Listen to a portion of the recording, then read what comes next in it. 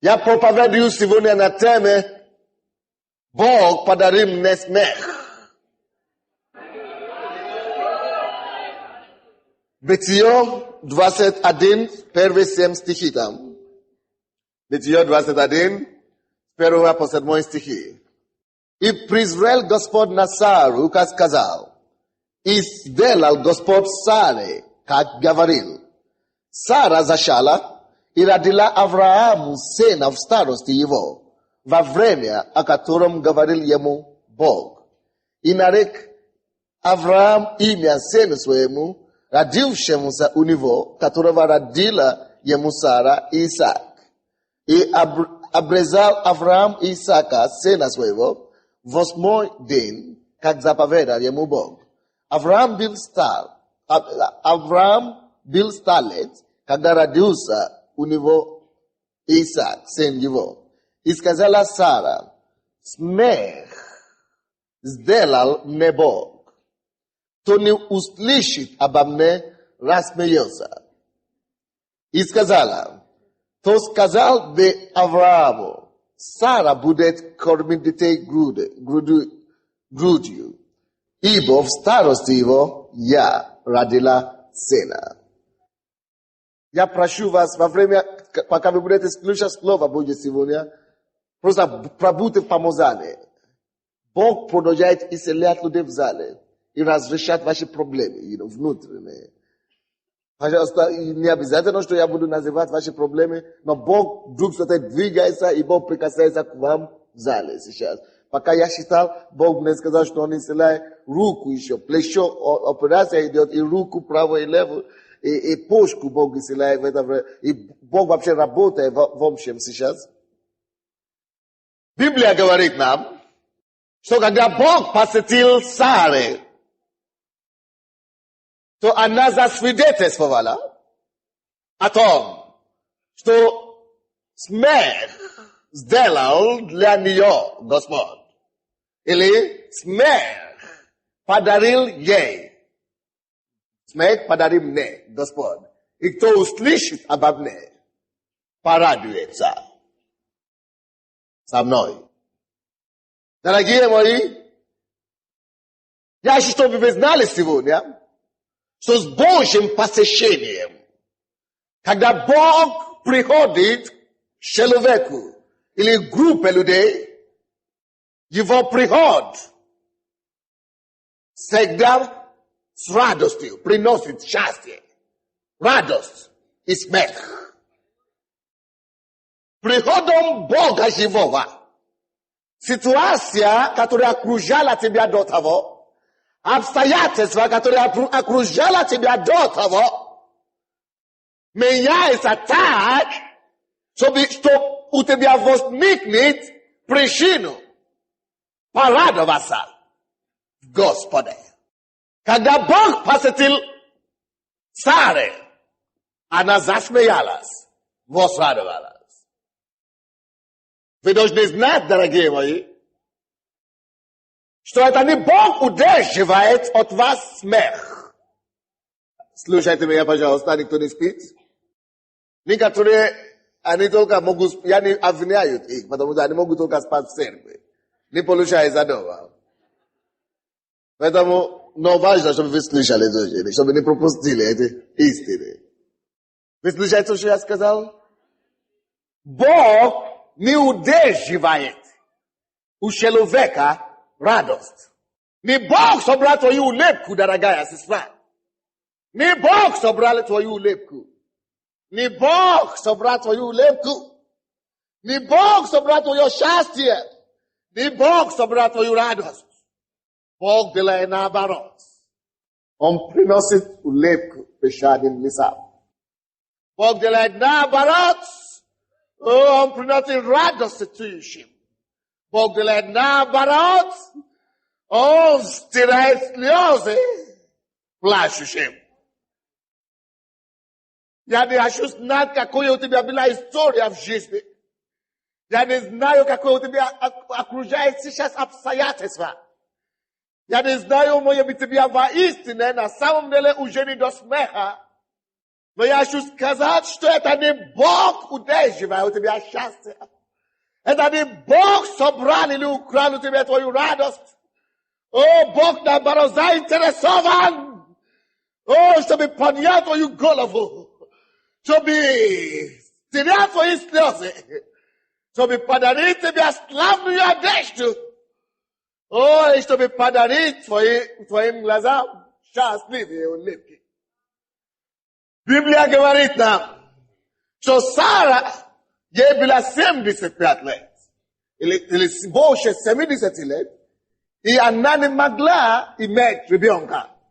Вы слушаете меня? Сара, женщина, старше 70 лет, не могла иметь ребенка. Бог даже пришел к ней, и Бог обещал, что родится у тебя ребенок. После Божье обетование прошло, по-моему, 200 лет. Или 25 лет, как минимум. Я не помню сейчас. Либо 200, либо 25 лет после того, как Бог обещал. Вы знаете, даже в основном 25 лет. То Бог обещал, что у тебя будет ребенок, и только через 25 лет. И что случилось? Она служила Богу. Она приходила на служение, может быть, как месяц. Она приносила жертву Богу. Сделала все правильно, но не могла получить желаемое. Что, Бог против нее? Что, Бог ненавидит ее? Я вам скажу, нету никого здесь на земле, кого бы Бог ненавидел. Кто бы ты не был, чем бы ты не занимался, каким бы ужасным грешником бы ты не являлся. Бог не против тебя. Бог, наоборот, ищет тебя. О, умоляет тебя прийти к Нему. Бог любит даже самого страшного грешника. Бог исцеляет кого-то, кого есть горло болит. Зуб. Бог исцеляет зуб сейчас в зале. Положите руку там и примите ваше исцеление. Бог не против вас, даже если вы самый страшный грешник. Вы слушаете меня? Не Бог удерживал ребенка от царя. Не Бог удерживает от тебя ребенка. Не Бог удерживает от тебя мужа. Не Бог удерживает от тебя исцеление. Не Бог. Не Бог. Библия говорит нам от Евангелия от Иоанна 10:10, что вор, дьявол, приходит, чтобы украсть. Дьявол приходит, чтобы украсть, убить и погубить. Дорогие мои, Бог никогда не приходил, чтобы убить или украсть или погубить. Бог этим не занимается. В этом же стихе, 10 стихе, вторая часть, Библия говорит нам, в то время, когда дьявол приходит, чтобы украсть, убить и погубить, Бог говорит, но я пришел, чтобы ты имел жизнь. Жизнь. И жизнь is better. Дорогие мои, поймите, Бог заинтересован в тебе. Бог заинтересован, чтобы ты имел жизнь. Не просто жизнь, как все остальные люди имеют. Но Бог заинтересован, чтобы твоя жизнь была отличительная жизнь. Чтобы твоя жизнь была лучшая жизнь. Чтобы твоя жизнь была жизнь с избытком. Только дьявол приходит, чтобы украсть. Я не знал, что ему уже удалось украсть у вас. У некоторых из вас, ему уже удалось украсть ваше счастье. У некоторых из вас дьявол уже украл вашу радость. Вы уже не радуетесь. Вы уже забыли, как радоваться. У некоторых из вас дьявол украл ваши деньги, ваши финансы. Бог говорит, но я пришел, чтобы дать вам жизнь с избытком, чтобы вернуть все то, что дьявол украл. Может быть, даже не только, что дьявол украл у вас. Может быть, дьявол уже убивал вас. Он убил ваше здоровье. Он уничтожал ваше здоровье. Он уничтожал вашу семью. Он уже украл, убивал и погибал. Но, дорогие мои, когда ты приходишь к Богу, и ты живешь с Богом, Иисус обновляет жизнь. Иисус дает все новое. Иисус дает жизнь, которая больше, чем жизнь. жизнь, которая слабше всякой жизнь, которая дает мир, жизнь, которая дает покой, жизнь, которой можно жить, радуясь, даже как тогда, когда у тебя нету по копейке. Жизнь во Христе имею я. Жизнь во Христе имею я. Жизнь, которая независима от имения. Жизнь, которая независима от состояния мира сего. О, жизнь, которая исходит с неба. Жизнь, которая не ставит тебя под условием. Жизнь, которая не ставит тебя под каторгой. Но жизнь по-настоящему от Отца жизни. И когда у Сары не было ребенка, она делала все. Молилась Богу. Умоляла, приносила жертву. Но ничего не получилось. Но первый стих говорит нам. 21 глава, первый стих. И призвал Господь на Сару, как сказал. И сделал Господь Саре, как говорил. Еще раз прочту. И призвал Господь на Сару, как сказал. И сделал Господь Саре, как говорил. Бог не бросает слова в воздух. Поэтому мы не покидаем Дом Божий. Поэтому мы не прекращаем ходить в церковь. Я не знал, что это. Но у кого-то здесь, я думаю, в этом ряду, есть, это не просто, это внутренняя болезнь в этом районе. В этом районе. Это счастье. Особенно в правой стороне. Вы знаете себе, что это может быть. Но Господь очень прекрасно знает, это серьезная болезнь, беспокоит вас очень серьезно. Господь очень исцелит вас. Вы можете получить Божье прикосновение. Просто положите руку и берите ваше здоровье у Господа во имя Иисуса. Аллилуйя. Слава тебе, Господь. Аллилуйя. Я говорю о том, что Бог не бросает слова на воздух. Вы слушаете меня? Каждое обетование Божье, которое здесь написано, оно для каждого верующего. Каждое слово Божье живо. И его слова Бог говорит нам утверждено на небесах. Если Бог обещает что-то в Библии, ты скажешь, что это же Библия, это общее. То ты ребенок Божий, это также для тебя. Если Бог что-то говорит хорошее в Библии, возьми это, поэтому читай Библию, ищи в Библии, что Бог говорит хорошее. Если есть там что-то хорошее, это для тебя. Плюс, мы приходим в церковь, мы слушаем Слово Божье. Это для тебя. И никакое Слово Божье не идет, не приходит тщетно. Бог исцеляет ухо прямо сейчас. Если кто-то болит у вас, скажите им, Бог исцеляет правое ухо. Вот. Никакое Слово Божье не приходит тщетно. Никакое Слово Божье не приходит тщетно. Никакое Слово Божье не приходит тщетно. Если Бог говорит в Библии, если Бог говорит через этого раба перед вами, или через любого Сына Божьего, верьте Ему. Скажите, что это для меня, я тебя буду ждать. Сара ждала. Она ждала, она ждала, она ждала, и наступило время в первом стихе. Библия говорит нам, и призвал Господь на Сару. И призвал Господь на Сару. Как сказал, как Бог сказал, что Он призрет на него и призрет на него.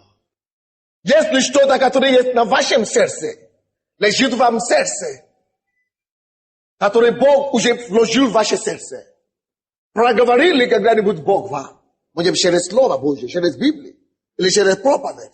Если какая-то надежда вас, если какое-то ожидание того, что Бог обещал вам, Придет время, и Он презрит лицо на вас. И сегодня есть это время для многих из вас. Сегодня есть тот день. Он говорит, 2 раза было сказано так, в этом стихе. Презрел Господь на царю, как сказал. И еще раз он говорит, и сделал для царя Господь, как говорил.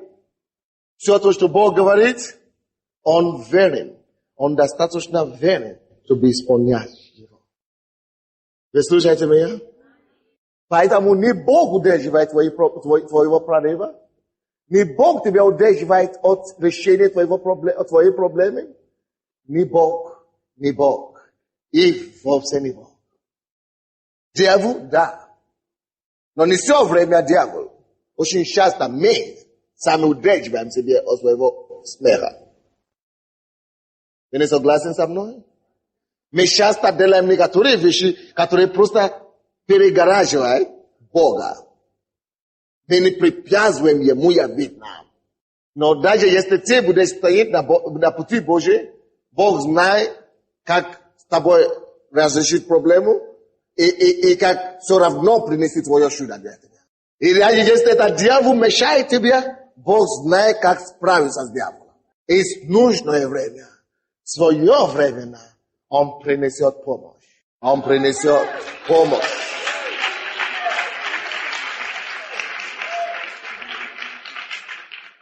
Поднимите ваши руки. Когда вы поднимете ваши руки, многие из вас почувствуете теплоту Духа Святого. Огонь Духа Святого погорит на ваши ладони. И Господь прикасается к вам, и чтобы дать вам понять, что Он сделает то, что Он тебе сказал. Это знак, чтобы вы знали, что Господь даст вам желаемое. Теплота в вашей ладони, горячота, знаете, я получил от Бога. Это подтверждение. Иногда это надо, поэтому Бог делает такие вещи. Спасибо. Опустите ваши руки. Если вы почувствуете это, благодари Его, что Он дает.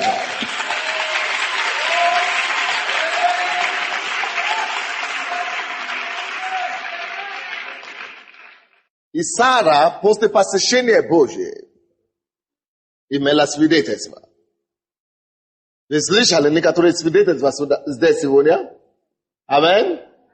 Что случилось? Бог презрел на них. Бог презрит на тебя, у тебя будет свидетельство. И не стесняйся его провозглашать. Он имеет свидетельство в 6 стихе. И сказала Сара, мне нравится этот стих. Да. И сказала Сара, смех сделал мне Господь. Это понятное выражение такое. Я перевел это как смех подарил мне Господь. Смех сделал мне Господь. Не Бог. Кто не услышит обо мне, рассмеется. Почему она говорит это? Кто не услышит обо мне, рассмеется. Слушайте внимательно. Кто не услышит, Бог исцеляет руку в районе киста. Так. Рука левая. Кто не услышит обо мне, рассмеется. Что это значит? Это значит, кто не услышит о том, как Бог сотворил для меня это чудо, у того возникнет веру, что если Бог смог это делать для Сары, что Он сможет это делать для любого человека. Если Бог подарит чудо Саре после долгого времени, то как бы долго ни было, Бог посетит меня также. Что если Бог 75 лет посетил и дал ребенку женщине, что ничего невозможно для него. И когда вы поверите это, по ее свидетельству, тогда вы тоже получите ваше чудо. И вы рассмеетесь тоже. Вот что она имеет в виду, что кто услышит обо мне, то рассмеется со мной.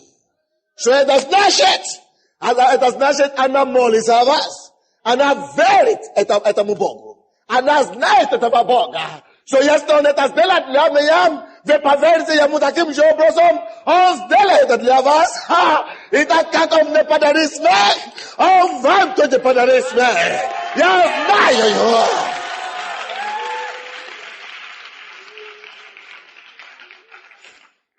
ya vala kunimu ya uje pateriala suna destu ya uje pateriala siakuna destu no on passetil né on Israel de Molisson da meia e padarim nesmech vai da buscar que chalovetou os clichês sai meio de vero e meio de nadesto adom so toje sabe bog nis menesa va ver que me cof on toje sabe bog e este veto de prisaviate que mo somni de história asare ve toje polushi de smech hot nivo on padarit vam tages smech e me bula de smeyasa čo točno zdelať mňa sále?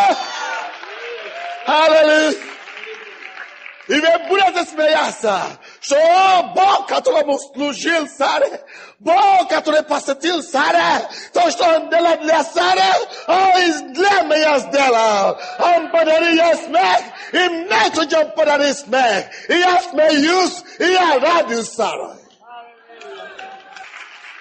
Smech podarí mne Bog.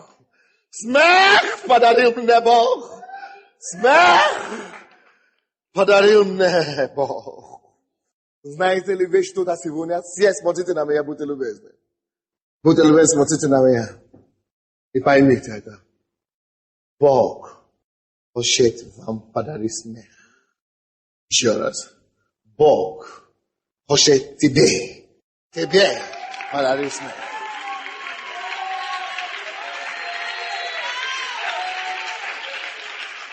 Смех подарим небо. Ибо написано, что для этой цели Иисус был послан. Исайя 61 глава говорит нам. Откройте, пожалуйста. Исайя 61 глава. Смех подарим небо. Кто-нибудь из вас сегодня ожидает смех от Бога? Определяйте прямо сейчас. Какой стороны вашей жизни вы хотите смех? Финансово? Здоровье? На работе? Семьи? Определить для себя.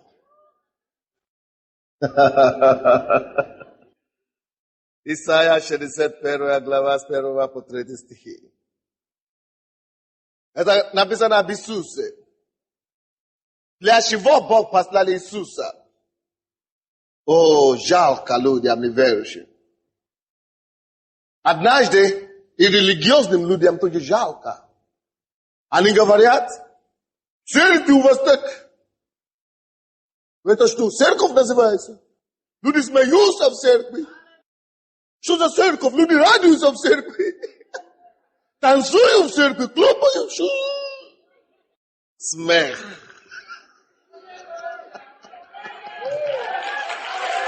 Смех.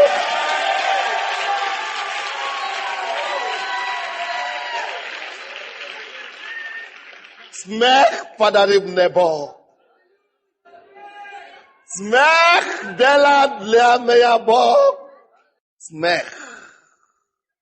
Смех. Смех. Радость без ограничения подарил небо. Счастье без границы подарим небо. О, Бог не заинтересован в том, чтобы ты плакал всю жизнь. О, он не садист, дорогие мои. Он не садист. Он не тиран. Он не диктатор какой-то. Он не монстр. Он любящий отец. И любой любящий отец желает своим ребенку хорошо. Смех подари мне. Мой Бог. Мой Бог, это тот Бог, который дарует радость. Мой Бог, это тот Бог, который дает смех. Мой Бог — это тот, кто дает улыбку. Мой Бог — это тот Бог, который дает счастье. И ради этой цели, дорогие мои, Библия говорит нам, что Бог помазал Иисуса Христа из Назарея. Давайте посмотрим Исайя 61 главу. Для того, чтобы даровать людям радость и вернуть им смех и улыбку. Иисус говорит здесь, через пророчество, написано, Дух Господа Бога на мне, ибо Господь помазал меня благовествовать нищим, послал меня исцелять сокрушенных сердцем, проповедовать пленным освобождение и узникам открытие темницы, проповедовать лето Господне благоприятное и день мщения Бога нашего, утешить все сетующие. Бог послал меня утешить все эти сетующие. Возвести сетующим на Сионе. Кто-нибудь из библейской школы быстренько прибежите сюда, что такое Сион. Иди сюда. Вы закончили библейскую школу, а вы знаете, что такое Сион. Сион. Он это церковь Божья. Это как Царство Божье. Сион. Ну, мы идем на Сион, мы идем в Царство Божье, и мы здесь представители Сиона. Сион, спасибо. Сион это церковь, прообраз церковь. В Новом Ветхом Завете не было такого понятия, как церковь. Или народ Божий. Сион это народ Божий. Это как прообраз церкви в Ветхом Завете. Поэтому, когда Библия говорит здесь, возвести, я был послан, возвести сетующим на Сионе. Возвести, что им вместо пепла дастся украшение, вместо плаща елей радости, вместо унынного духа славная одежда, и назовут их сильными правдою, насаждением Господа во славу Его. Слушайте еще раз. Вот Библия говорит, Иисус говорит, я был послан возвести сетующим на Сионе. Не просто сетующим, но сетующим на Сионе. Что такое Сион? Церковь. Что такое Сион? Народ Божий. Иисус был послан, чтобы возвести сетующим народе Божьим. Алло? Не удивляйся, что в Сионе иногда есть сетующие, скорбящие. Церкви Божьей.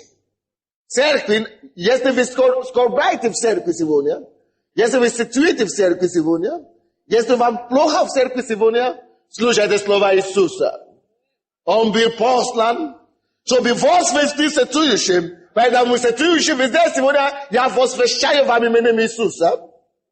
Возвести сетующим на Сионе, что им, тебе лично, вместо пепла дастся украшение. Что такое пепла? Пепла это значит горечь.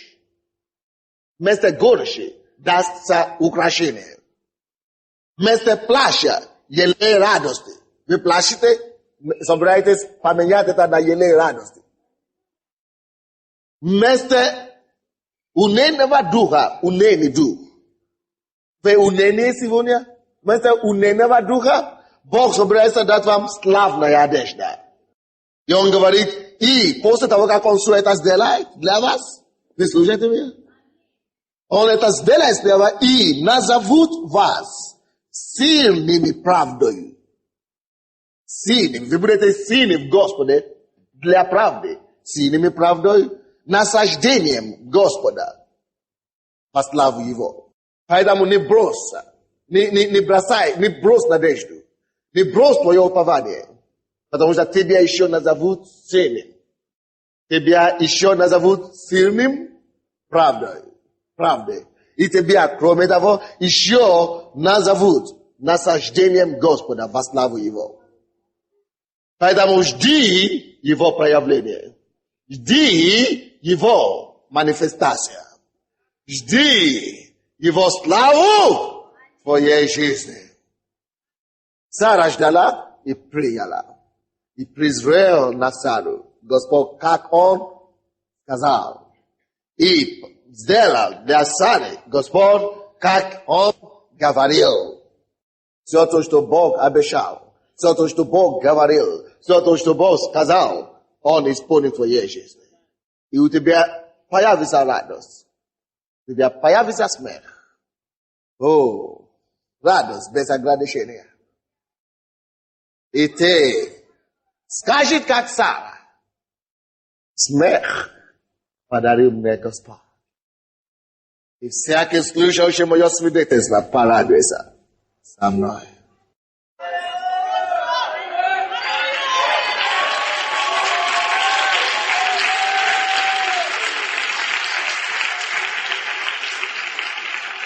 И прямо сегодня, то, что Иисус говорил там, Исайя 61 глава, что Он был послан, чтобы благовествовать нищим. Это благая весть для нищих. Что такое благая весть для нищих? Вы скажете, что такое? Это несерьезно. Для нищих надо подарить хлеб. Аллах. Но Иисус не говорит, что я дам хлеб нищим. Или я дам доллары нищим. Он так не говорит. Он говорит, я послан благовествовать нищим. Он говорит, не проповедуйте нам, американцы, нам надо не проповедь сейчас, все это понятно. Надо хлеб. Когда мы будем сыты, тогда будем верить Бога. Это не то, что Бог сказал. Бог говорит, нищим благовествовать. Благовесть лучше хлеба. Благовествование лучше доллары.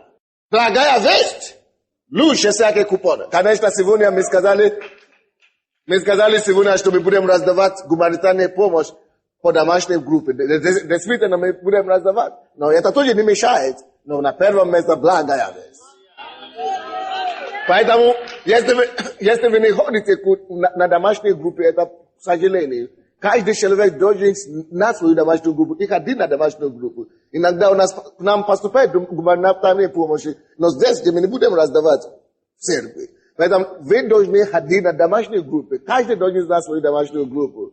Иногда мы тоже хотим раздавать медикаменты на домашней группе, но вы должны ходить. Потому что сейчас мы будем спрашивать, кто нуждается во что. Вы должны принадлежать домашней группе, пожалуйста. Только там мы сможем заботиться о вас как о семье. Поэтому у нас это стенд там, чтобы вы могли смотреть и знать свою улицу и ходить на домашнюю группу. Вы слушаете меня? Но это так. Мы говорим о том, что сегодня Иисус собирается делать то, что Он обещал. Благовесть для нищих и освобождение для измученных. Для пленных Он уже отпустит их на свободу. Может быть, ты видишь себя скованным или связанным. Какое-то направление твоей жизни. Связан болезнью или, наркоманией или какой-то зависимостью. Бог хочет освободить на свободу. Может быть, ты душевно больной. Может быть, ты ситуирующий. Бог говорит, возмести им, что вместе плачи или радости. Он собирается это делать. Поэтому давайте станем все сейчас. Станьте сейчас и поднимите все ваши нужды. Иисус, Он говорит, что Дух Господа Бога на мне, ибо Он помазал мне благовествовать нищим, освободить пленных на свободу, исцелить сокрушенное сердце. Во что ты нуждаешься сегодня? Открой свои уста, говори Богу. Закройте свои глаза все. Давайте все мы закроем наши глаза, поднимем свои руки и свои глаза к Богу. Господь, видишь мою нужду? Ты призрей на Сару, призрей на меня. Ты сделал для Сары, ты посетил Сару. Я верю, ты не посетишь, я принимаю сегодня. Сегодня прорыв в духовном мире. Сегодня победу в духовном мире. Сегодня освобождение. Подними свои руки. Искренне это проси. Дай ему свою проблему. Навсегда. Его сила здесь.